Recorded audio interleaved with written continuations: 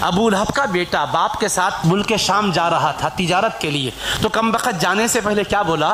اب بھی میں آتا ہوں، محمد صلی اللہ علیہ وسلم کو جا کر ان کے رب کے بارے میں ایسی باتیں سناتا ہوں جس سے ان کا دل دکھے گا۔ حضور کے سامنے آ گیا اور اللہ کے خلاف حضور کے سامنے بولنے لگا۔ جب خدا کی بارگاہ کی گستاخی مصطفیٰ کے سامنے کھڑے ہو کر کی، حبیب کو تکلیف ہوئی، حبیب کی زبان سے نکلا اللہم سلط علیہ کلبا من کلابک، اے اللہ تیرے کتوں میں سے کسی کتے کو اس پر مسلط فرما دے۔ اور حبیب سے ایسی گستاخی کی، مصطفیٰ کی چادر کو کھینچ کر پھاڑ دیا، گستاخی کی، قلب مصطفیٰ دکھ گیا، حبیب کے قلب کو رنج پہنچا۔ حبیب نے کلمات کہے اللہم سلط علیہ کلبا من کلابک، اے اللہ اپنے درندوں میں سے کسی درندے کو اس پر مسلط کر دے۔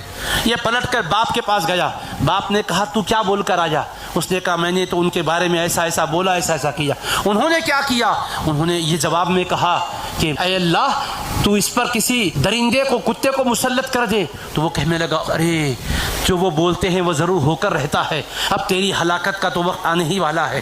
اب وہ سفر میں جانے کا فیصلہ کر لیا تھا، اس کی حفاظت کرتے ہوئے لے کر گیا، ایک مقام پر پلاؤ ڈالا تو وہاں کا راہب بولنے لگا ارے تم لوگ یہاں پر کیوں پلاؤ ڈال رہے ہو؟ یہ زمین ایسی ہے، یہاں درندے، بھیڑیے، شیر ایسے ہی چلتے پھرتے ہیں جیسے بکریاں چلتے پھرتے نظر آتی ہیں۔ اب وہ ایسا وقت تھا یہاں سے کہیں جا نہیں سکتے تھے۔ اس نے کیا کیا؟ اپنی قوم کے لوگ جو ساتھ تھے ان کو جمع کیا، جمع کر کے کہنے لگا تم جانتے ہو میں بوڑھا ہو چکا ہوں، میرے بڑھاپے پر رحم کرو، میرا یہ لخت جگر ہے، اس کے بارے میں محمد صلی اللہ علیہ وسلم نے ایک خطرناک جملہ کہا ہے، مجھے ڈر ہے کہیں درندہ اس کو کھانا جائے، لہٰذا تم پورا ساز و سامان جمع کرو۔ وہ کہنے لگے تو سردار ہے، جو تو بولے گا ہم سننے کو تیار ہیں۔ سارا سامان جمع کر دیا، قافلے والوں نے پورے سامان کا ڈھیر لگ گیا اور اونچا ایک تخت کی طرح اس کو بنا دیا۔ تو کہنے لگا میرے بیٹے کا بستر اس پر بچھاؤ۔ کہا ٹھیک ہے بچھاتے ہیں، اس پر بستر بچھا دیا۔ کہنے لگا میرے بیٹے کو اس پر سلا دو۔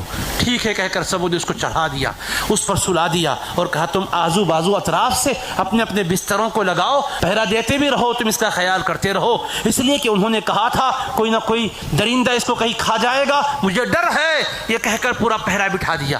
اللہ کی شان، رات کا کچھ وقت گزر گیا، جنگل کے درندوں میں سے ایک درندہ آ گیا شیر، اور آ کر ایک ایک کو سونگنے لگا جو سو رہے تھے۔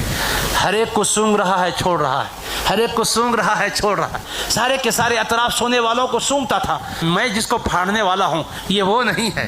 اس سے معلوم ہوتا ہے کہ گستاخ میں جو بدبو ہے وہ الگ ہوتی ہے، اگر ایک جیسی ہوتی تو کسی کو بھی کھا سکتا تھا۔ سونگ کے چھوڑ رہا ہے تو پتہ کیا چلا گستاخی کی غراضت اتنی خطرناک ہے شیر بھی محسوس کرتا ہے۔ اس کے بعد ایسی چھلانگ مارا اور مار کر جہاں